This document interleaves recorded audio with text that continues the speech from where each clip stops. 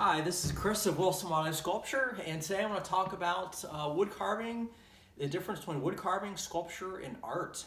Some of y'all may have noticed that I changed my title of my channel from Wilson Wildlife Woodcarving to Wilson Wildlife Sculpture. And this is just because I looked at a lot of wood carving channels on YouTube, and I looked at the kind of work I do and also my experience and background. And I could see a big difference because although I rely heavily on wood carving, I'm trained as an artist and incorporate a lot of different techniques besides wood carving. And so I'm going to explain that in this video. And well, first of all, what is art? I actually have a new playlist, What is Art, where I'm holding birds and different animals like these chipmunks and lizards, and trying to play with the audience a little bit and see if they think it's real or it's created. And so that's what that is about. But I rely heavily on wood carving, and that's my passion. Don't get me wrong, I love wood carving. My favorite technique of art in sculpting is the subtractive process of carving wood. I also carve stone and other materials, and I rely heavily upon it. I started when I was 10 years old, and I have not stopped, okay, over 40 years later, and it's my passion.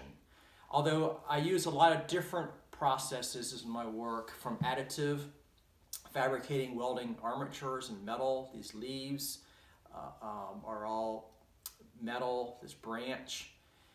I also use substitution. I cast my work in bronze. I've made monuments, and primarily I do one-of-a-kind sculptures though. I also, what's the other process? I manipulate, I use clay, self-hardening clays. But I enter a lot of wood carving competitions. I like the craft-based aspect of using tools and techniques, and that's craftsmanship, the use of the cool tools and techniques. And so that is the craft in art. And all art, to me, should have good craftsmanship, although we're seeing things very different today, and that's a kind of reflection of society. So I like using my hands, and I like using tools, and I like good craftsmanship. And these are a few examples. I'm usually a bird guy, but I'm just showing you some different examples here.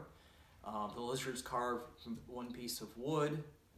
The base is one piece, the lizard's one piece, although I did pin the tail and made the hands and claws separately, same as the chipmunk. I just finished this piece here. So what's the difference between wood carving and sculpture? So that's a very elusive and a good question, because again, wood carving is a process that sculptors used. Even Michelangelo started as a wood carver. Okay, then he turned to stone carving and painting in many different disciplines, but he was an artist. And okay, what is art? There's many different definitions, especially these days with more conceptual art. But to me, art is the physical manifestation of the urge to create. So that is me. I'm an artist. I love to create. I have an urge to do it, and I'm all about design and composition in my works. I think this came from a young age. My mother had me tested in grade school, and I was accepted into a magnet school for the arts in Cincinnati, Ohio. And this program was called CAC. That's Creative, Able, and Committed. So my instructors were actually wildlife artists. One would go off to the Galapagos Islands for a month and come back and talk about her experiences and studying the wildlife. And she worked for the Cincinnati Zoo and did wonderful portraits of animals. And really, I learned a lot of different techniques, from printmaking to drawing to sculpting. And then I'd want to try carving when I was 10 years old. I did it in Scouts, but a little bit later, in I think more like 6th grade, 7th grade, 8th grade, I was still in this art program, and the assignment was to interview an artist. And she had a friend that worked for the Cincinnati Zoo, and his name was Denler. and he was the head of the birds of prey at the Cincinnati Zoo, and he was a woodcarver. He did incredibly detailed carvings of birds, particularly birds of prey, because he was a master falconer, that were in glass cases, they were flying, they were super detailed. And when I was I interviewed him and learned about his process in this new art form. This is in early 1980s. But 1984, I decided that I was like 14 or 15 years old. I decided this is what I want to do for a living. Okay, so at that young age, I was very committed to it. I had great instruction, and he was approaching things very very much about a craft, and I learned. I think starting out, I learned from a lot of instructors wood carving from a very craft-oriented viewpoint, and I studied with Alan Sykes when my family moved to the Atlanta, Georgia area back in the mid-'80s. And Alan Sykes was a great instructor, full-time wood carver, primarily carved decoys, but he was a master falconer as well. He knew the importance of studying live subject matter and seeing birds, and really taught me good craftsmanship and wood carving skills, both with hand tools and power tools. So that really helped learn wood carving and master different techniques.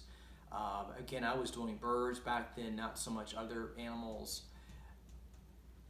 And he approached it from a kind of an engineering aspect. There's a lot of books, a lot of the YouTube channels show a lot of just steps and very much, you work from a pattern. These are the steps you do to get instruction. I approach wood carving and sculpture very differently. Okay, I have students I teach. I was professor of art for 7 years, so I'll explain a little bit more about my background, how it's more art related. So I started competing in the 1980s and all throughout the 1990s. I don't compete as much now. I would go to wood carving shows. I did some fine art shows too, but as a wood carver, I found I could win all these ribbons, and better than ribbons, I could win prize money with my work. And soon I started competing as an open or professional level when I was just a teenager. I went all the way to the World Championships in Ocean City, Maryland for bird carving, and I entered the competition, which was judged on craftsmanship. It was judged on artistry, essence of the species, and I'm sure there's a fourth thing. I forgot what that is because I haven't competed there in a while. I think rules can hold back the artistic side of it. There is the artistic, what something was judged on at the World Championships, but it was primarily pretty much craft in general. It was, there were artists like Larry Barthway studied with who approached things with fine design, and they were artists who elevated themselves from just working on craftsmanship to design and making very artistic pieces, really thought out pieces. And I learned I had to create my own patterns and my own original work, which makes it more artistic. So that helped me elevate my work to an art form, and I did win best in divisions, best in show at the World Championships, also best in show and interpretive at the professional level. That was called open class back then. So I was really, this is what I want to do for a living again. And I wanted to, and actually after high school, graduating high school, and I took a year off between going to college. I wanted to be a full-time wood carver, and I started in 1988, starting carving full-time. But my parents said, oh, no, you have to go to school. That's not an option. You have to go to college. And so I did. I started off as a biology major, but I always took classes in art. I loved animals and nature, and I wanted to be a wildlife biologist. My grandfather was a biologist, but my other grandfather was an artist, and I wanted to just do both, study animals and do art. So I kind of combined my joys and my passions, and went ahead and got a degree in studio art. I learned drawing and painting, and I got it at Kennesaw State University. I was there 5 years because I was doing my art back then, and I was paying through school. And I really learned a lot about design. I had great instructors who made their living creating. One was a well-known sculptor who created monuments around the country, and I ended up working for him after undergrad school. And I did this full time for a number of years. I did lots of shows in the 1990s. So I graduated in '94, and then some years later, I decided, well, this is working. I'm not doing great in it, but I decided I wanted to teach art, and I wanted to bring it to a whole other level. So I applied to different graduate programs, and I was fortunate to get in to Georgia State University. And I learned it was a much more conceptual program. I learned about fine art. Even though I learned it in the 1990s, it was more of a formal background, studying more. There was abstract and modern art and a lot of representational art. But in grad school, I learned about ideas and how to make works have different kind of presentations, work like installations. And let's see, I started that in 1999, and I graduated in 2001. And I learned all kinds of things there, which I'm going to talk about in another video a little bit about institutions and art, because things are churning around these days about different programs and about what people are learning in college. And actually was after graduate school, I was hired at Kennesaw State University to be a full-time professor of art. And so I taught there for 7 years, both full-time and then part-time, so I could focus more on my art. And I really understood. I taught design. I taught three-dimensional design, was the class I taught every semester. I taught art appreciation, sculpting classes, professional practices or portfolio. I was teaching students how to document their work, get into galleries, get into shows, sell their work. So many different aspects. Art appreciation, I taught non-art majors, and I taught about what is art. I talk about all kinds of art, not just visual art, but just art appreciation in general. And that's something I want to focus on my channel here, is more on the art aspect and less the wood carving. Although I'm showing lots of tools, there's lots of focus on wood carving. But just my background with my sense of design, I think that's being missed in colleges now, and I'm going to talk about another video about that, because being able to understand the formal elements and principles of art and be able to critique, you can actually learn all this. You don't have to be just naturally talented. You can learn all the skills involved, not just wood carving, but creating a composition with negative space, dynamic movement, color, asymmetrical balance, focal points, telling stories with your work. These are all things that can be learned, and you do it intuitively, but you can step back and you can critique works if you and you can improve much better if you understand the elements and principles of art and how to formally critique work.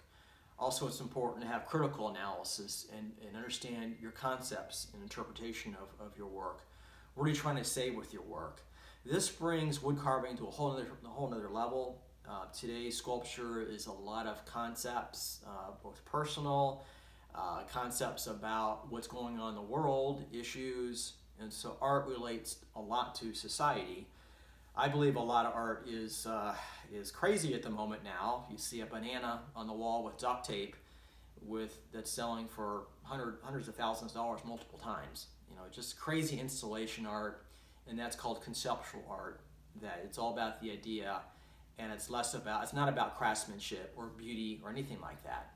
So my focus on Wilson Wildlife sculpture is to bring back the classical aesthetics of like during the Renaissance, and the focused on art and composition and aesthetics of beauty. So these are timeless elements and principles of art, that what makes things look good. So I'm going to explain more of that in my videos. I also have students that contact me, and I give personal lessons and critiques, and I'd be glad to do that.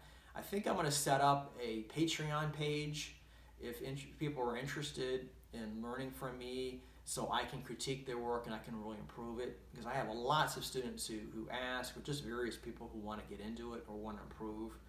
And I can really take your work to the next level by talking about these elements and principles of formal analysis, and the difference between art and sculpture and wood carving. So I hope you learned something during this video. If you did, please hit that subscribe button, and I appreciate you liking my videos and commenting. I learn how I can improve my work. I'll show you some different angles of these works. I focus on improving my work, and I want to have you get better as well. But if you're not an artist and you just want to enjoy wildlife and sculpting, I appreciate your support too. I've got a lot of collectors across the country and abroad that support my efforts, and I can't thank you enough for all your support. Thanks so much for following my channel. It's slowly growing. I have a large Instagram following because I've done that much longer than YouTube, but YouTube is starting to grow, take off. And I also have a website called wilsonwildlifesculpture.com, and on that you can see all different kind of works I create, from realistic to abstract, to the type of conceptual work I did in grad school, to the type of work I did in undergraduate school, very abstract and formal works. Also, I did very realistic works. So I have a lot of different styles, and I can help you also in marketing work. I understand how to be a successful artist, because I've done it since the 1980s and full-time since the 1990s, so over 30 years. It's changed throughout the decades, and I can talk about that in other videos, and also give you one-on-one attention and how to document your work, how to promote your work, how to show your work, how to improve. One of the biggest things is just noticing wildlife and getting it accurate, and being able to look at things and interpret it and create them. And so that's what art is. It's just noticing things, looking at things with greater detail. So it's really just studying the world, looking at things through not just color, but value and shape, positive and negative shapes and space. So there are lots of different elements and principles that I want to talk about in future videos. I hope this video was helpful, and again, thanks a lot for your support. Have a great day.